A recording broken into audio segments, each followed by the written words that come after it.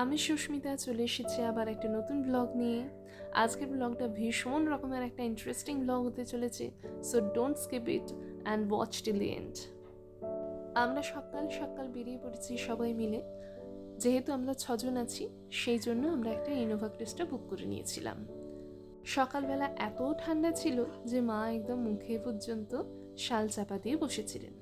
আমরা একটা জায়গা দেখে একটু চা খেতে বেরিয়েছিলাম এবং সেখানে দেখুন কি সুন্দর আমরা একটু আগুনও পুড়িয়ে নিচ্ছিলাম। হাত পা সব সেঁকতে সেঁকতে কি সুন্দর চা খেলাম। চাটাও খুব ভালো ছিল, একদম মুখ ছাড়িয়ে দিয়েছিল জাস্ট। এরপরে আমরা বেরিয়ে গেছি কনৌটের উদ্দেশ্যে। তবে এখানে অনেক বেলায় সূর্য ওঠে, প্রায় 7:30 8টা। আমরা তো সেই ভোর ভোর উঠে যাওয়া লোকজন, আর আমাদের সাথে যারা আছে তারা তো আরও ভোরবেলা উঠে যাওয়া লোকজন। সেজন্য আমাদের প্রথমটা একটু অসুবিধেই হয়েছিল, মানে রেডি হয়ে সবাই স্নান টান সেরে বসে গিয়েছিলাম। যাই হোক, এরপরে মাঝ রাস্তায় আমরা একটু ব্রেকফাস্ট করে নিচ্ছিলাম। একদম হাড় কাঁপানো ঠান্ডা ছিল, জাস্ট জমেই যাচ্ছিলাম। তারই মধ্যে আমরা জমিয়ে ব্রেকফাস্ট করেছি উইথ পোহা অ্যান্ড ছোলে ভাটুরে।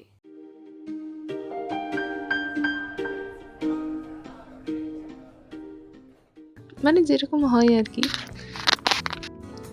কলকাতায় বা ওয়েস্ট বেঙ্গলে, তো সেরকমই আমরা ভোরবেলা উঠে রেডি হয়ে বেরিয়ে পড়েছিলাম নতুন দিনের গন্তব্যের উদ্দেশ্যে। তবে রাস্তাময় শুধু যত দূর দৃষ্টি যায় দেখুন, শুধু ফাঁকা, নির্জনতা, শূন্যতা এগুলোই দেখতে পাবেন। মাঝখানে মাঝখানে বেশ কিছু উট, হরিণ, রাম ছাগল, গরু, আর দেখতে পাবেন গাধা, ভেড়াও। তবে এখানে গাধাগুলো কিন্তু দারুণ দেখতে। আর এরপর আমরা চলে এসেছিলাম তানুট মাতা মন্দিরে, গডেস অফ ওয়ার। এখানে শোনা যায় যে একবার নাকি পাকিস্তান অ্যাটাক করেছিল, প্রায় 450 বা তারও বেশি বোম ফেলেছিল, এবং তাতে কোনো ইন্ডিয়ান সোলজারেরই কোনো সমস্যা হয়নি। আই মিন ইনজিওর্ড পর্যন্ত হয়নি, মৃত্যু তো অনেক দূরে থাক। আসলে এখানকার বিএসএফের প্রত্যেকেই সবাই মনে করেন যে ওনাদের কিছু না হওয়ার কারণ হলেন এই তানুট মাতার আশীর্বাদ।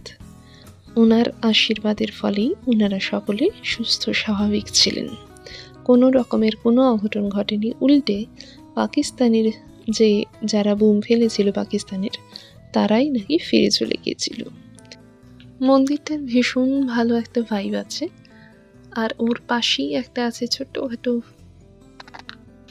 এই সমস্ত সেনাদের অস্ত্রের একটা মিউজিয়াম, এবং তার পাশেই একটা ছোট্টখাটো, মানে বলতে পারেন ওই শর্ট ফিল্ম টাইপের, এই সমস্ত সেনাদেরকে নিয়ে এবং তানুট মাতার মহিমা নিয়ে।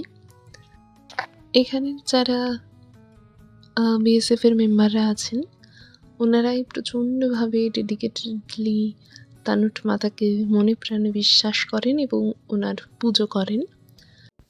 এবার মনের মধ্যে দেশাত্মবোধকে জাগ্রত করে নিয়ে আমরা চলেছি লঙ্গেওয়ালা বর্ডারে, ইন্দো পাকিস্তান বর্ডার। এটা তানোর থেকে প্রায় 30 কিলোমিটার দূরে হবে।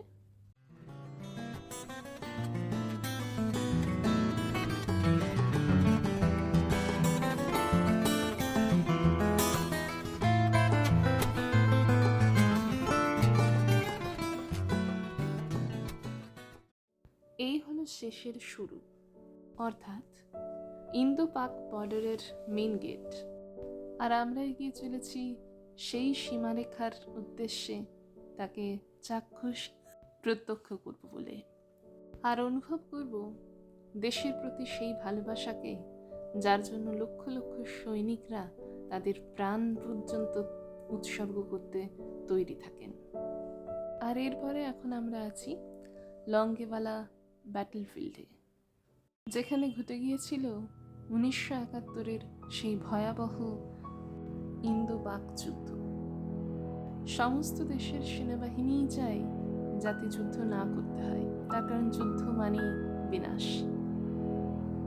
কিন্তু আমাদের নিজেদের আত্মরক্ষার্থে যুদ্ধটা যখন প্রয়োজন পড়ে তখন মাঠে নামতেই হয়, ময়দানে নেমে শত্রুপক্ষকে দেখাতেই হয় আমাদের ক্ষমতা, যে আমরাও পারি।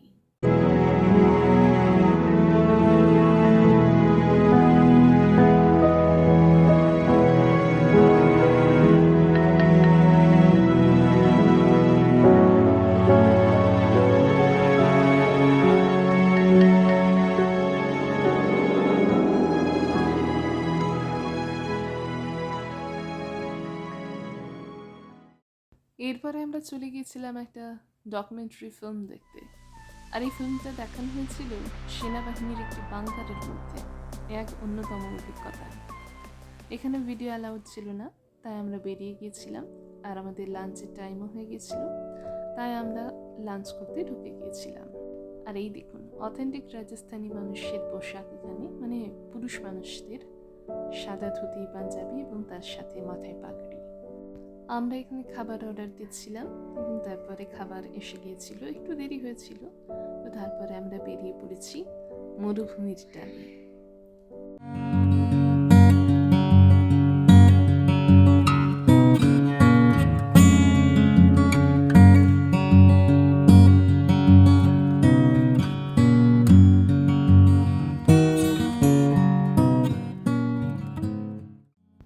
এখানে প্রচুর টেন্ট এবং তার সাথে যে দেখতে পাচ্ছেন সারি সারি প্রচুর উট এবং উটের গাড়ি আছে।